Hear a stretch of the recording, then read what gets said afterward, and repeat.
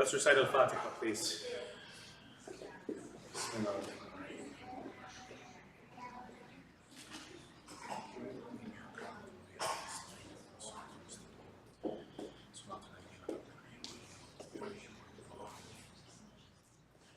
أعوذ بالله من الشيطان الرجيم. بسم الله الرحمن الرحيم. والحمد لله رب العالمين. بارئ الخلائق أجمعين. باعث الأنبياء والمرسلين. ثم الصلاة والسلام على أشرف الأنبياء وسيد المرسلين حبيب إله العالمين أبي القاسم محمد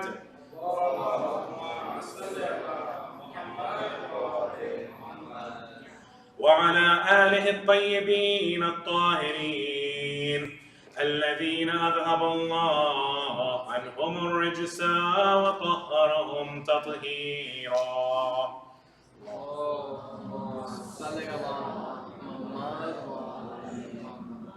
واللعنة الدائمة على أعدائهم إلى قيامة يوم الدين. السلام عليك يا أبا عبد الله. السلام عليك يا ابن رسول الله. يا غريب كربلاء رزقنا الله في الدنيا زيارتكم وشفاعتكم في الدنيا وفي القبر وفي الآخرة. أما بعد، يقول الله في محكم كتابه وقرآنه المجيد وقوله الحق. أعوذ بالله من الشيطان الرجيم. بسم الله الرحمن الرحيم. ونفخ في الصور فصعق من في السماوات والأرض. صدق الله العلي العظيم. أفلح من يصلي على محمد وآل محمد. اللهم صل على محمد وآل محمد. Respected brothers and sisters, Assalamu alaikum wa rahmatullahi wa barakatuh.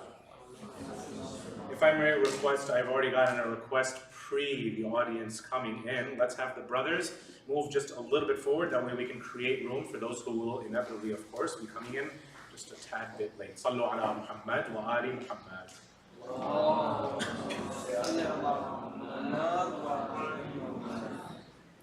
Our discussions have reached their fourth night in Shīʿī eschatology, or the Ma'ad. Ma'ad, of course, meaning the return.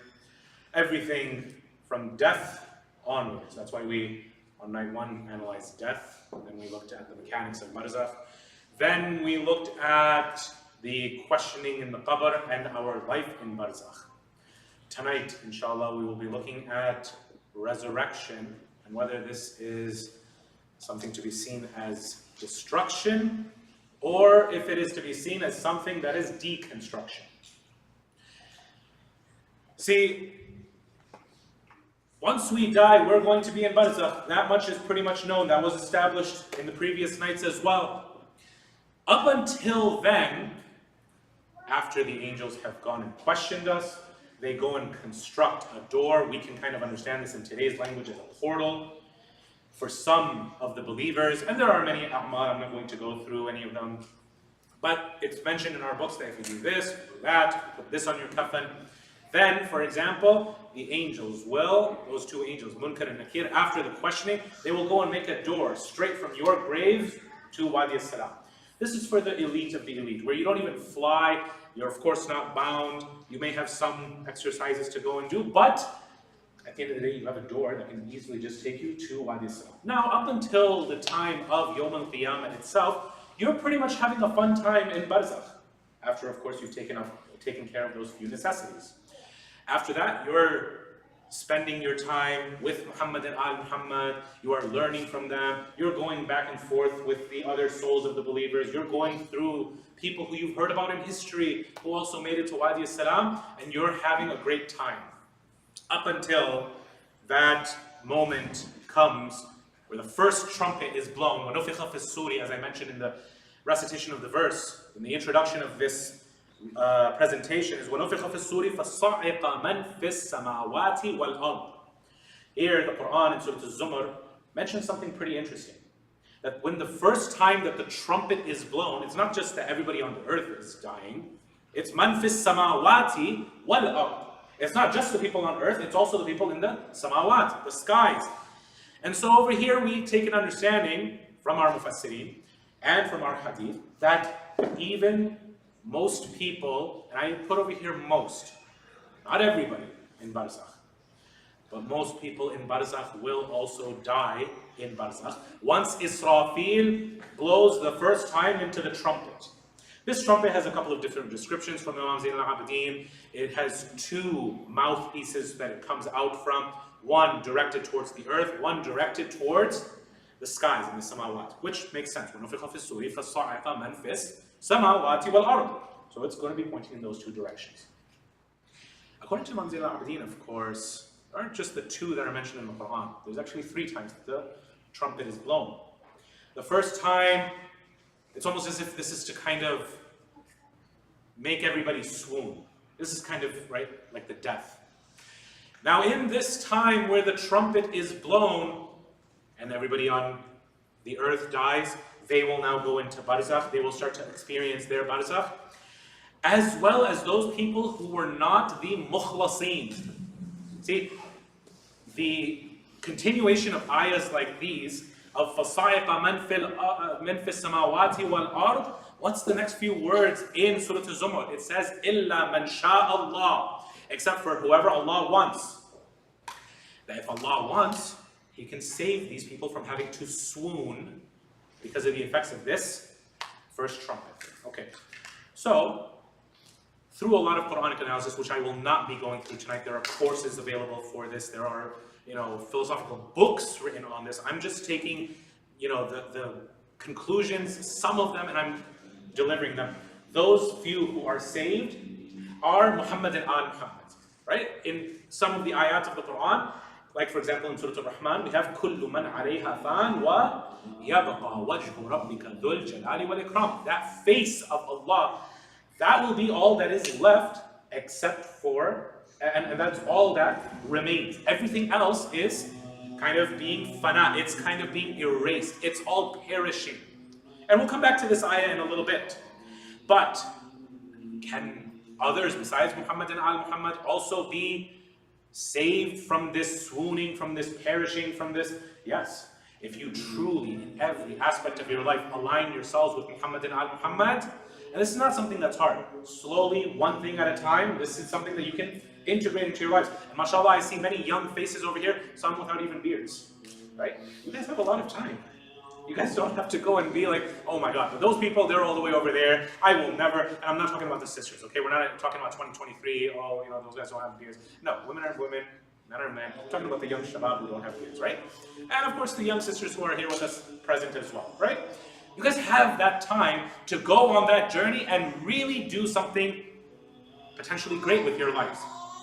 And at the same time, the potential is there to also go and destroy your lives, like the likes of Yazid and Fir'aun and etc., etc. So now, if that has been established that, okay, people in barzakh are going to die except for those saved, select few, and I could possibly be one of them, what happens in between the first blowing of the sur and the second blowing of the sur? According to some hadith, Imam Sadiq alayhi salam says that there will be a period of 40 days. In other traditions, it's 400 days. In other traditions, it's just 40. And even Ahl Sunnah have this, where Rasulullah will go and say, there is just arba'een, 40. 40 what? Days? No. Months? Mm-mm. Years? No. Decades? No. Centuries? No. Just 40. Now what are those 40? It doesn't really matter to us, but what's going to be happening in them? Let's see what Imam Sadiq alayhi salatu wasalam has to say. بعد الصلاة على محمد وآل محمد.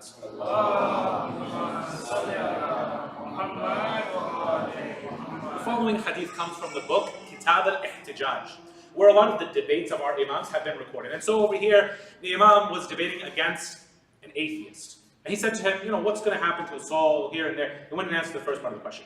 The second part of the question is what I'm going to read to you right now. This is what's relevant to the question that I just asked. What happens between the first blowing of the trumpet and the second blowing of the trumpet? Imam Sadiq says, at the moment of resurrection, life-giving rain will descend on the earth so that the earth grows.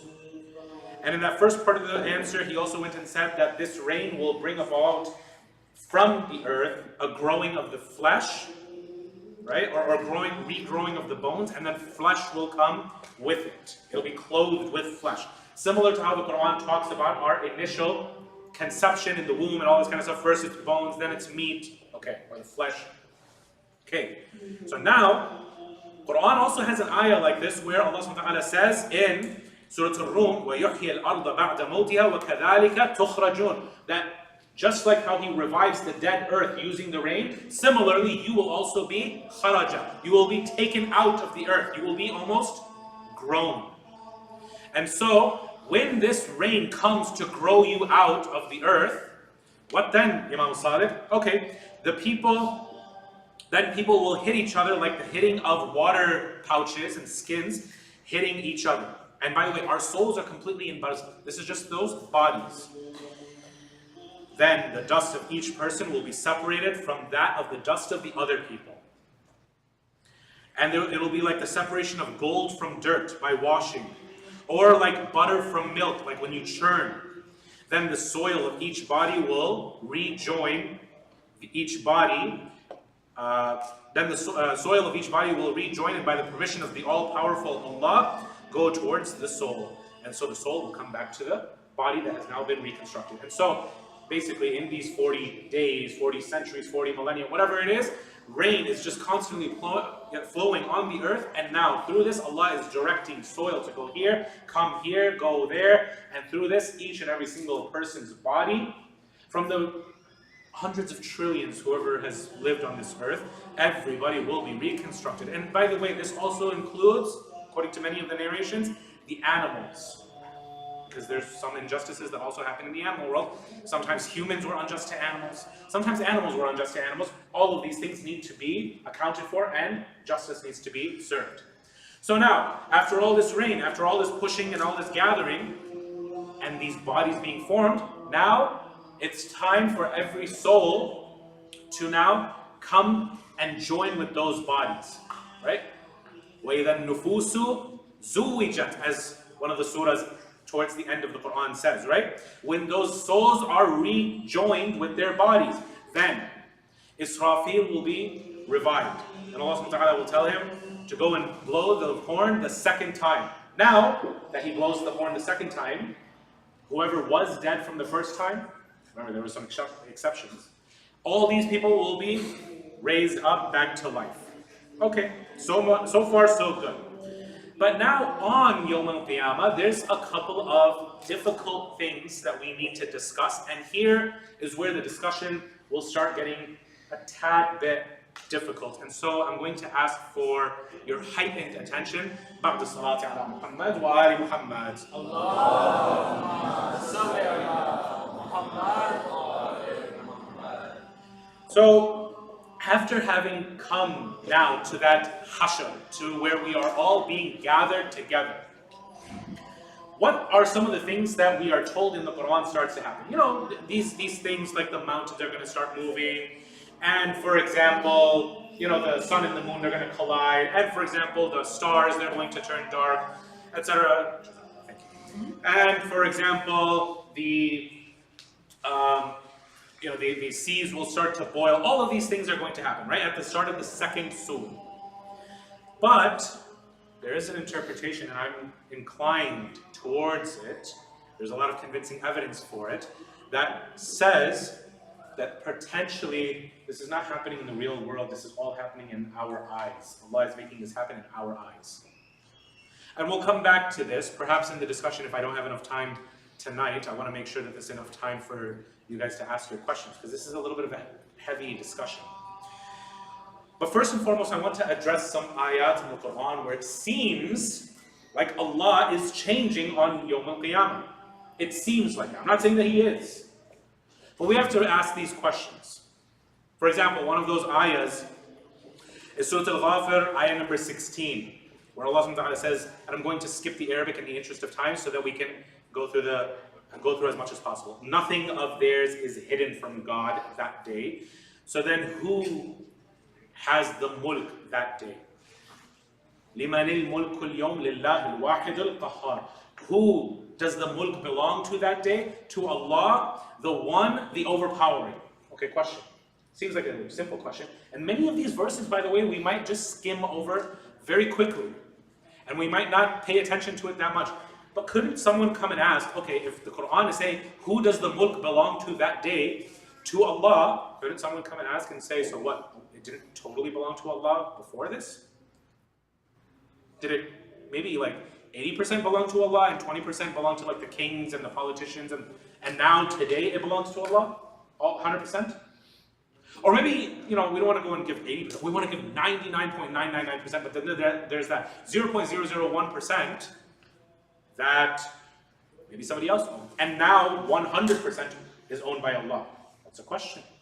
Let's go to another ayah before I answer all of these at once. The other ayah, for example, same surah, Surah Al-Ghafir, ayah number 33. The day that you keep on turning around here and there, retreating, having nowhere to go, no refuge, no defense to save you from Allah. Okay, if that's what it is on that day, does that kind of mean that before that day I did have some way to defend myself from Allah? Is Allah changing on Yawm al-Qiyamah? Another ayah, and this is Surah number 82, ayah number 19, the final ayah. A day no soul will benefit another soul. That day the command shall belong to Allah. So what? Command didn't belong to Allah completely before that day? These are questions that we might ask.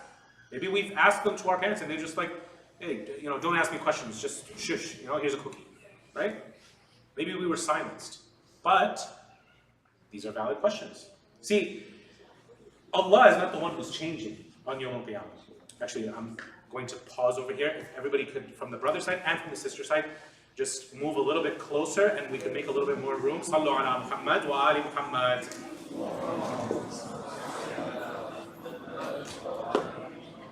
Because we're getting more and more people and I don't want them to have to, sit on top of each other. It's going to be a little bit awkward, right? So now, what's happening over here? Is Allah the one who is changing? Or no, is something else happening over here? Is it actually the human being, collectively, all humankind, all of our perceptions that are changing? It's the latter. Our perceptions are changing. You see, when Allah subhanahu wa ta'ala says, لِمَنِ الْمُلْكُ الْيَوْمِ لِلَّهِ الْوَاحِدِ الْقَهَّارِ, on that day, who does mulk belong to? Well, actually it's not just that day. It's just we didn't think of it before that day. But actually, even before then, all of the dominion, all of mulk, actually belong to Allah. In the other ayah, where Allah subhanahu wa ta'ala says, when you're looking for any kind of defense, any place to go and run away and retreat from Allah, that day, you will not have anywhere to run away from Allah. Well, it's not just that day. Actually, if you really internalized it here in this life, you never had a chance to run away from Allah. For example, in other ayahs where it says that, things that you tried to hide from Allah, today they are exposed. What? They were just exposed that day? No, of course, they were always known to Allah. You just thought that they were hidden from Allah.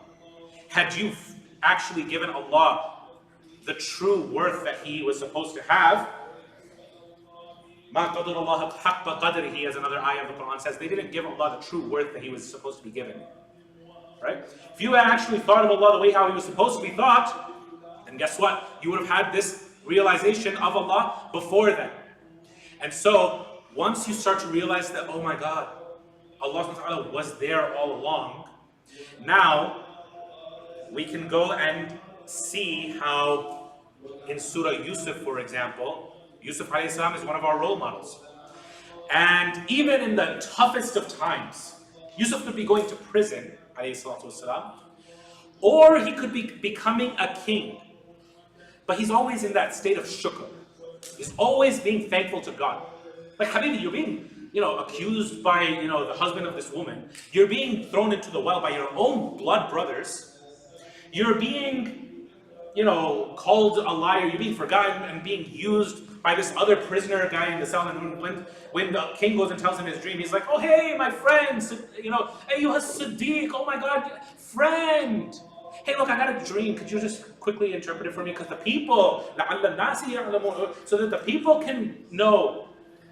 Right? This guy who's using Yusuf. Okay, this whole entire time, Yusuf is like, look, Allah has control over my story. He knows what he's doing. Allah subhanahu wa ta'ala actually goes and says that in ayah number 21 of Surah Yusuf, where he says, وَاللَّهُ غَالِبٌ عَلَىٰ أَمْرِهِ وَلَكِنْ أَكْثَرَ النَّاسِ لَا يَعْلَمُونَ. Allah subhanahu wa ta'ala was dominating and overpowering, and he was always there controlling behind the scenes how eventually it would turn out. He's just waiting to see how you will go and do something, and then Allah will come in, he'll step in to help you anyway.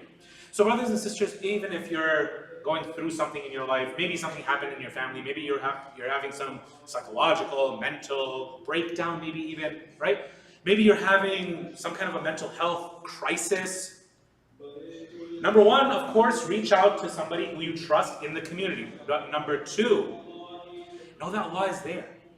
Even if it seems like it's the darkest of times, remember, even Imam Hussein alayhi salam never lost hope. He knew that Allah was there and he was watching. As his 6-month-old son is being slaughtered, he says, Ya Allah, what gives me comfort is that I know that you're watching. It takes a special type of someone who's really integrated into their life, that Allah is always here. He never left. But if I can't really integrate that into my life, then guess what? I start to lose hope. I start to get worried about each and every single little thing. Small things start to bother me. And then when they bother me, and I don't go back to Allah, I might take dire action. Let's not have this happen to us. Let's catch it and nip it in the bud. And even if maybe it's not happening to you, maybe it's happening to someone you know, this might be one of the reminders that you could hopefully give them, that look, Allah subhanahu wa ta'ala is still there, don't lose hope. La taqnatu min rahmatillah. Right? Don't ever lose hope in the mercy of Allah. So, this is one of the things, brothers and sisters, that our perception is being changed about. And I mentioned that even the mountains and the seas and all these things that are happening, there is an interpretation of the Quran that this is all not happening in the real world, it might be happening just in our mind. And I'll touch on that very soon in a few moments. But you see, when I quoted that ayah of Surah Al-Rahman where I said, Kullu man alayha fan, many translations will put this into the future tense. Everything will perish, except what will stay is the face, whatever that means, of your master, Dhul Jalali wal Ikram, deserving of majesty and honor. Okay? Except that it's actually the present tense. Currently, everything is perishing. Everything is breaking down right now, and all that's really remaining is the face of Allah. And we see this in another ayah as well. That ayah, in Surah Al-Baqarah, ayah number 115, Allah subhanahu wa ta'ala says, فَأَيْنَمَا تُوَلُّوا فَثَمَّ وَجْهُ اللَّهِ. Any which way you decide to turn, these are in the ayat of the Qibla, any which way you turn, not, something about the Qibla. No, there you will find wajhullah, same exact phrase as in Surah Al-Rahman. وَيَبْقَى وَجْهُ رَبِّكَ. Okay, interesting.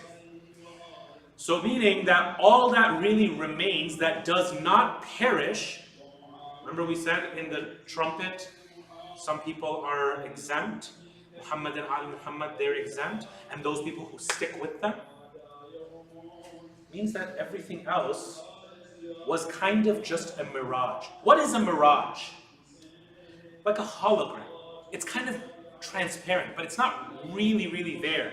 It doesn't exist on its own. It's kind of an image projected so that you see something. And so over here is where I want to bring in this ayah where Allah subhanahu wa ta'ala quotes a messenger of his in the middle of his dialogue with his people. This is in Surah Al-Hud, ayah number 56, where Allah subhanahu wa ta'ala, and by the way, I'm giving all these addresses of the ayat so that later on when you see this video, wherever, or even if you have your Quran with you, you can follow along and you can see that I'm not just making this up on my own.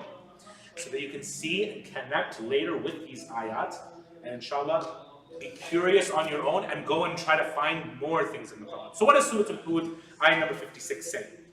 It says, the messenger is saying, مَا مِن دَابَّةٍ, there is not a single creature, إِلَّا هُوَ آخِذٌ بِنَاصِيَتِهَا, except that Allah has grabbed onto its nasiyah. Now nasiyah, we know as kids, is that little part right here in your forehead, but it's also your essence.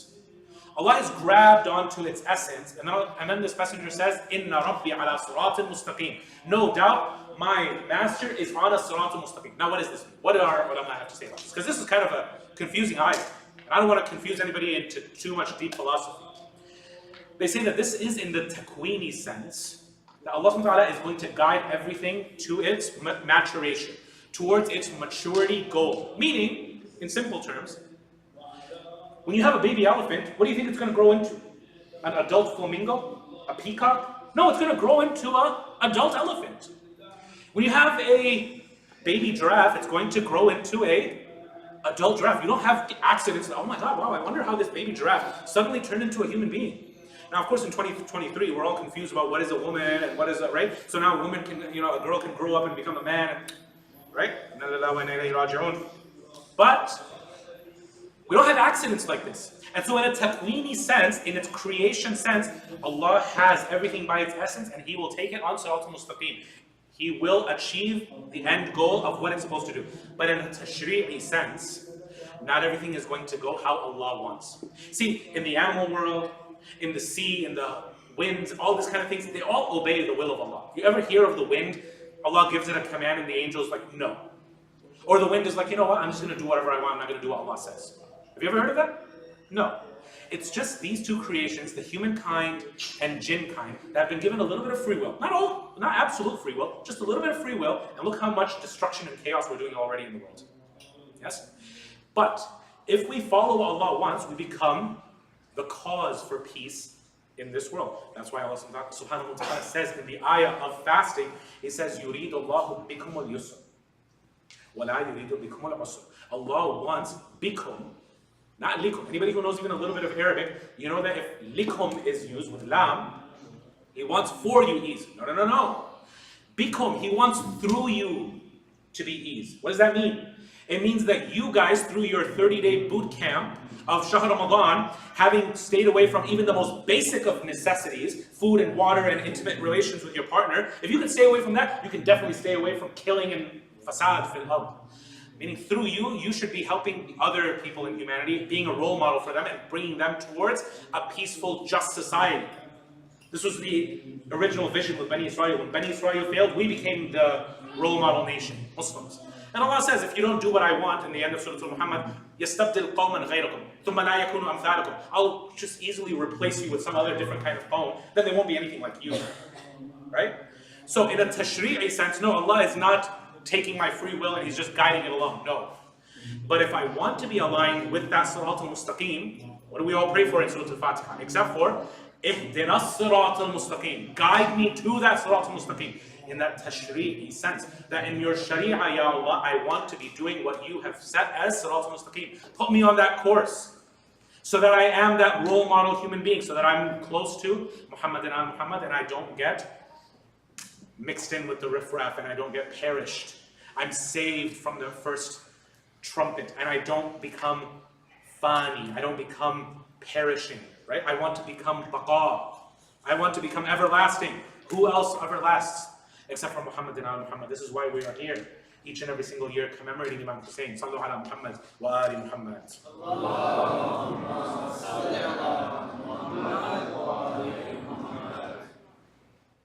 So then, if everything is grabbed by the nasiyah, then philosophically, we understand from here, if a cause has an effect, philosophically, that cause should always have that effect. I'll give you an example that one of my teachers gave me. That if you have fire, it has this quality of fireness. If you have a cotton ball, it has this quality of cotton ball-ness. Did I lose anybody so far? Fire and cotton ball? All right, cool. Okay, now if I go and bring the fire to the cotton ball, what's going to happen to the cotton ball? It's going to get set on fire, right? Okay. If I go and attribute the cause of this to the fire, technically I'm a little bit mistaken. Why? Because in philosophy, if there's even one example of this cause not doing that effect, it never was the true cause. Something else was the cause. What's that example of fire?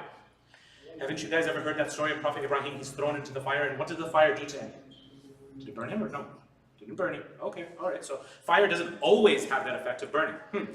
Same prophet, a little bit later in his life, he has a son named Ismail. He's got the knife. He's trying to, according to our hadith, it's not that, oh, he's going to go and then Allah's like, hey, stop, stop. No, he tried. So why isn't it working?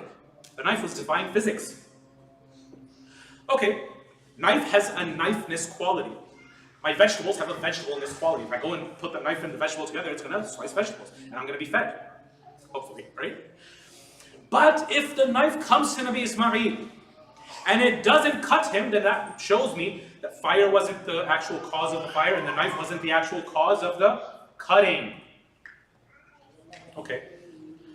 Quran comes in one ayah, in two ayahs actually. One of them, it says that the angels come and say that you have left everything that was surrounding you behind, and you are here by yourself. وَتَقَطَّعَتْ بِهِمُ الْأَسْبَابِ. And all causes have been unlinked or shown to be not linked to their effects. Interesting. Now, a lot of people have understood this as, okay, well, you know, my relations with my family, my mother is no longer my mother. No, okay, well, maybe in one sense of the Quranic ayah, I'm not saying this is the only interpretation, but وَتَقَطَّعَتْ بِهِمُ الْأَسْبَابِ, according to the ulama of philosophy, say all these causes will be shown that they were never the effect. The effect, always, of this fire and the cotton ball was Allah was setting it on fire. He was providing that fireness to that cotton ball. He was the one who was actually setting it on fire. He was the one who was making that knife do what it did. To give you another example, when you go to the doctor, some of you might have this incorrect notion that the doctor will give me healing. He'll give me shifa. No. Shifa, cure, is always in the hands of Allah. Whether that doctor gives you the right prescription or the wrong prescription, he could give you the correct excuse me. He could give you the correct prescription, and that correct prescription may not always work. It doesn't have a one-to-one cause and effect relationship. Cancer, stage 4. How many people have you known in your own personal lives where stage 4 cancer came and chemotherapy did not help? How many people do you know in your personal lives where chemotherapy, same stage 4, they caught it late, but it did help? How many people do you know that went into remission again and got cancer, and it still didn't do anything for them? 2-3 times. I know people who went into remission 2 to 3 times. Now, if the cause is cancer equals death, stage 4, chemo, all this kind of, okay, it does not help, or it does help. Why don't I always see it working? Or why don't I always see, for example, this Advil always curing my headache? Or why don't I always see this doing that? It's because behind the scenes in the ghaib, Allah subhanahu wa ta'ala was giving it its kun fayakun. It's yes or no. It's binary, 0 or 1. Have I lost anybody so far in binary? I know I'm going into a little bit of computer science, but if not, sallu ala Muhammad wa ali Muhammad. After this, let's have another salawat to go and come forward because we have more people coming in. Sisters, also, if you could go and squeeze a little bit. Sallu ala Muhammad wa ali Muhammad.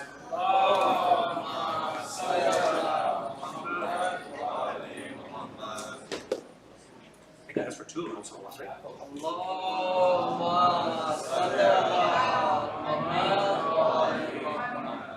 So, if those causes were never the causes, if Allah was the true cause of all things, and now تَقَطَّعَتْ بِهِمُ الْأَسْبَابِ, and everything is just going away. Everything was either just a shadow. We're not saying that everything is Allah. We're not going into pantheism. Mark my words. We're just saying that Allah is wajib al-wujud, and we are all mumkin al-wujud. We are the contingent beings. Allah is the necessary being. Excuse me. Allah is the necessary being, and we are all contingent beings. If the contingent being exists or doesn't exist, it doesn't matter to the wajib al-wujud, to the necessary existent. But if the necessary existent doesn't exist, what's going to happen to all of the contingencies? They're all going to go as well. Now, if we also understand that He has everything by His nasiyah, every living thing, In Surah Al-Hud, ayah 56. Let's read that ayah again. مَا مِن دَابَّةٍ إِلَّا هُوَ آخِذٌ بِنَاصِيَتِهَا إِنَّ رَبِّي عَلَى صِرَاطٍ مُسْتَقِيمٍ. Everything, Allah has it by its nasiyah. He has it by its essence. Meaning Allah is giving it, He's lending it its existence. You derive your existence from Allah. Right? And perhaps, this is one of the meanings of Inna lillah wa inna ilayhi raji'un. We were always going back to Allah, but we also came from Him too. Here, I want to read for you one of the beautiful passages of the man who we are here to commemorate tonight, Imam Hussein alayhi salam, in his beautiful dua Arafah. If you have not, brothers and sisters, had the time to go and connect with Imam Hussein on the level of dua Arafah, you are really missing out. I encourage and implore all of you, go see what your Imam has written and how he has his relationship with Allah subhanahu wa ta'ala in terms of this exact concept that we have. Because the Imams have this concept, and I'll show it. In dua Arafah, by the way, I can hear that it's much louder. Hopefully the sisters were able to hear everything before in the lecture, otherwise I don't want to repeat myself. It's a lot of heavy stuff. Sallu ala Muhammad wa ali Muhammad. Allahumma salli ala Muhammad wa ali Muhammad. Imam Hussein alayhi salam says in dua Arafah, he says, Ya Allah, my God, I learned from the different signs and changing situations in the world that you want to manifest yourself to me in every single thing. That فَأَيْنَمَا تُوَلُّوا فَثَمَّ وَجْهُ اللَّهِ. Any which way you turn, Surah Al-Baqarah says in ayah 115, any which way you will turn, you will see wajhullah. Imam Hussein says, I learned from the different signs and changing situations in the world that you want to manifest yourself to me in every single thing so that I cannot ignore you in anything. Meaning every single thing gives me a reminder of Allah. Whether it's the tree, whether it's the grass. And these are how Allah even teaches us in the Quran. That Allah gives you the example of a tree, or He gives you the example of grass, or the earth after it's died and He revives it. All of these things are examples so that every time you see the tree, every time you see the grass, you remember that lesson. You don't have to keep on coming back to the Quran. Now Allah has spread His ayat through the khalq. This is how there are two different types of ayat. The ayat of khalq and the ayat of wahy. And both complement each other.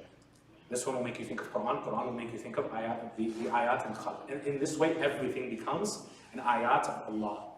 Not the ayatullahs not necessarily who are sitting in Najaf and Qom, may Allah bless them. But this is how also Isa ibn Maryam and Maryam herself also become ayat of Allah. Yes? Imam Hussein says, so that I cannot ignore you in anything. My God, same dua, you commanded me to refer to the signs. Now that I follow your command, take me back to yourself while I am dressed with lights and guiding sights, so that I can return to you with the same purity of heart and protection of mysteries, to consider them and my heart's lack of trust in them. You are He who illuminates the hearts of His friends so that they know you and believe in your unity. You are who cleans the hearts of His friends from all strangers, so that they do not love anyone except you, and they do not take refuge in anyone except you. You are their close friend when they become afraid in the world, and you guide them when the signs become apparent. And here's the beautiful line. Pay attention to this line. What does he who loses you possess? What does he gain, the one who loses you? And what does he find, the one who loses you? Meaning, if you become distracted with all these mirages, with all these shadows, and you don't realize that the actual thing is Allah, and you just become focused on dunya. You didn't die before you died, as Rasulullah said, and we quoted in yesterday's presentation, right? Die before you die. What does that mean? It means ignore all of these distractions in the world. And once you die, this will have to happen to you anyway, where you will lose all of these distractions and you will become focused that everything is Allah. And this is why Imam Ali alayhi salam says, I swear by Allah, I never saw a thing except that I saw Allah before it, with it, and after it. Is this pantheism? No. It means that I saw everything as a sign leading me back to Allah. This is why, by the way, we call Imam Ali salam as the not only sword of Allah, not only the lion of Allah, but also in some hadith, in some interpretations, wajhullah. Because the wajh is how you know something. How do you know Allah? Through Imam Ali. We're not saying Imam Ali is God, except all we're saying is that Imam Ali salam will take you back to God. And this is exactly how Rasulullah is. Anytime that you remember Rasulullah, he will bring you back to no one other than Allah subhanahu wa ta'ala. He never takes you back to himself. He always takes you back to Allah. And so Imam Ali salam says, I never saw anything except that I saw Allah before it, during it, with it, and after it. And this is probably how we can also understand that beautiful saying of Imam Ali salam where he says that the angels were created with intellect and basically no desire, or little desire. And animals were created with a lot of desire and barely any intellect. Whereas the human being was given both intellect as well as desire. Therefore, he whose intellect triumphs over his desires is higher than the angels. And he whose desires triumph over his intellect is lower than the animals. This is why, brothers and sisters, yesterday we were talking a lot about those forms in the barzakh. We were mentioning yesterday in the discussion, in the Q&A, we missed most of you during the Q&A, and I'll be actually finishing up my topic just maybe a little bit sooner, therefore that way we can have a little bit more time in the discussion, because like I said, this is a heavy topic and I want to give you guys time to ask your questions. When Imam Sadiq alayhi salatu wasalam went to Hajj once, he took Abu Basir with him. And Abu Basir asked Imam Sadiq alayhi salam, are all of these people all going to be forgiven? And Imam Sadiq alayhi salam, it's as if he kind of chuckled and he said, these aren't all humans. What do you mean they're not all humans? He says, no, some of these, like the Quran says, are monkeys and pigs. Whoa, hold on, Imam Sadiq, that's a little rough, right? You don't have to go and call them monkeys and pigs. Abu Basir is kind of lost for words. He says, Imam, what do you mean? He says, you want me to show you? Abu Basir says, yes, please, Imam, show me. Imam Sadiq makes a dua and he touches Abu Basir on his eyes. The next time Abu Basir blinks and opens his eyes, you see some of the people who are doing tawaf around the Kaaba are in the forms of monkeys and pigs. Abu Basir starts to get a little bit, spooked, terrified. What are these? Monkeys and pigs. Imam Sadiq then asks him, you want me to take it away from you? He says, yes. Touches his eyes again, it's gone. Imam Sadiq alayhi salam said that you just right now saw these people's barzakhi forms and eventually their final forms. Why? Why, brothers and sisters? Because perhaps we can understand that quote of Imam Ali alayhi salam that I just quoted, where if your desires are trumped by your intellect wins over your desires, you'll be higher than the angels. Meaning you really took this gift of being a human to heart. You really appreciated that gift that Allah gave you. That I am a bipedal, meaning walking on 2 feet, right? Human being with aql, and I'm not some animal on 4 legs and just, whatever I see I have to dive into with my desires, right? And so Allah will honor you with a human, or even higher than angelic form. But if you decide to go and let your desires become stronger than your intellect, then you are lower than the animals. Imam Ali says, not me. Imam Ali says. And so your true form, Allah subhanahu wa ta'ala says, okay, well, you didn't honor my gift of being like a human being. Okay, here, you want to be like an animal? I'll treat you like an animal. Surah Al-Rahman, by the way, says something very similar. Haven't you read in Surah Al-Rahman, بسم الله الرحمن الرحيم يعرف المجرمون بسيماهم فَيُؤْخَذُ بِالنَّوَاصِي وَالْأَقْدَامِ. That the people who are mujrim, the criminals, they will be known by these signs that they'll have on their foreheads. And they will be seized, they will be taken, فَيُؤْخَذُ بِالنَّوَاصِي وَالْأَقْدَامِ. Nawasi is that nasiya that we said, which is over here. They will be carried by their head. And the other thing that they will be picked up and carried by is aqdam. Qadam means feet. Okay, where have you seen this before, where people are carried by their head and their feet? Or things are carried by their head and feet? Shīʿā. For those of you who don't know Urdu, and maybe Arabic, right? Or Farsi. Shīʿā means prey, that thing that was hunted.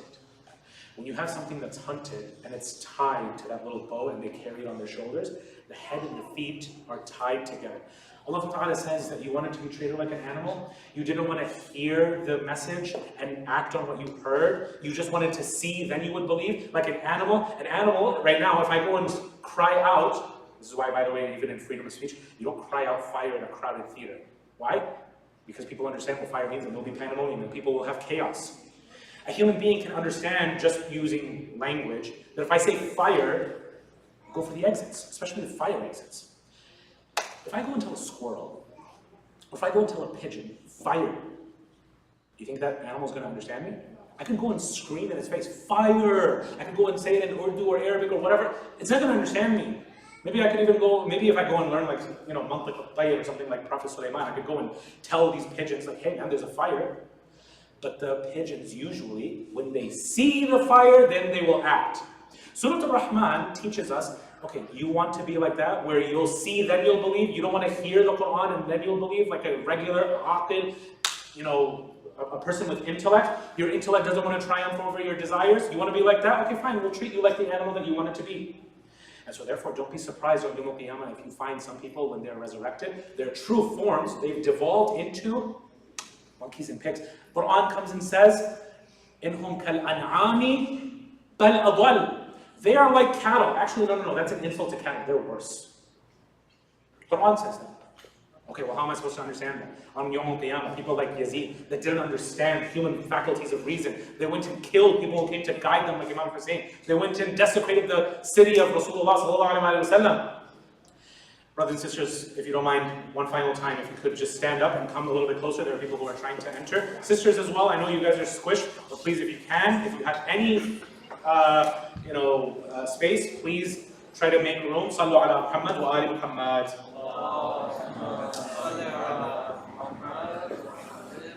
If you're like a person like Yazid or Fir'aun and you just keep on rejecting the signs of Allah, even though it makes sense to you, but you keep on going against your intellect, Allah subhanahu wa ta'ala says this is not the sign of a human, this is the sign of some kind of a dumb kind of creation. You don't even deserve to be that. You are adwal. You are worse than the animals, and this is why we have some narrations, and we'll look at these narrations when we get to paradise and the A'raf and hellfire, that people like Yazid and Fir'aun, those people who are eternally in hellfire, they will not even look like humans anymore. They will become inanimate, probably objects, maybe animals, and even after that, inanimate objects. They did not deserve this ni'mah that Allah gave them. That day you will be asked about your blessings. Guess what? These people, they rejected even the most basic blessing of human intellect. And so guess what? They don't deserve to keep them. And so Imam Sadiq alayhi salam showed some of those companions what he saw. He said, look, these people can turn back. Remember, we've been talking about the shakila, that second nature, that disposition. It's hard to turn back once you've finally gone lower than the animals. It's still possible, but it's not possible for everybody. And that's why, brothers and sisters, on a night like this, where Imam Hussein alayhi salam is with his companions for the final few nights, he goes and tells his companions that you are free. Remember we said yesterday about Hurr, that your mother made you free. He comes in one of his khutbahs and says to the opposing army and says to them, if you don't, at least, die as free men. If you don't want to listen to me, just at least die as free men. Don't be slaves in this world. Because if you are a slave to your desires, brothers and sisters, this is true slavery. Rasulullah came to unlock you from those shackles so that you don't have to be a slave to these addictions, to these shahwats. Unfortunately, brothers and sisters, those people in the army of Yazid, they did not advance past this, many of them. Some of them just needed a little bit of a wake-up call, and like Hurr bin Yazid, they came back. Others, however, like the killers of Zuhayr ibn Qayn, Imam Hussein alayhi salam went and said that, may Allah raise his killers as dogs and pigs on the Day of Judgment, or just pigs on the Day of Judgment, or even worse, because of the way how they mistreated this beautiful companion of Imam Hussein, Zuhayr ibn Qayyim. Zuhayr ibn Qayyim, according to some traditions, he was not on the side of the Ahlul Bayt before the 10th of Muḥarram. And Imam Hussein was a friend of his, and he went and sent letters to him, please come and join me. His wife Daylam went and said, shame on you. When the son of Fatima Zahra goes and calls you, how can you not have that heart that you go and respond to your childhood friend, if not anything else, Imam Hussein? He meets with Imam Hussein alayhi salam, and eventually, after the conversation ends, he is convinced and he does join Imam Hussein's side. And when he comes, he gives many beautiful speeches to the side of Ibn Ziyad and to the army of Yazid, and says, oh men, we are ready to go back home. But if you're not willing to, then at least listen to what Imam Hussein has to say. Stop running away and stop putting your fingers in your ears. But these people, they did not want to hear anything, any reason. They just were deluded by whatever false promises Yazid had made them of government and riches and women and this and that. And they were deluded. Zuhayr ibn Qayyim, when it's time for him to go and fight, he goes in one-on-one combat. And in one-on-one combat, none of the companions of Imam Hussein, and especially none of the family, as we'll see in the upcoming nights, none of them could ever be bested in one-on-one combat. Eventually, they had to go and surround him like cowards. And they had to go and overpower him all at once. Even then, Zuhayr ibn Qayyim was able to fend them off for such a time. Eventually, one of the companions of Imam Hussein in his camp sees the time is about to be Dhuhr, and he sees it finally does become Dhuhr. He goes and reminds Imam Hussein. He says, Imam Hussein, it's the time of Dhuhr. Imam Hussein, of course, knew it was Dhuhr. He says, Dhakarta Salah. You have reminded us of Salah. May Allah resurrect you with the people who are Musalleen, those people who are on time with their prayers.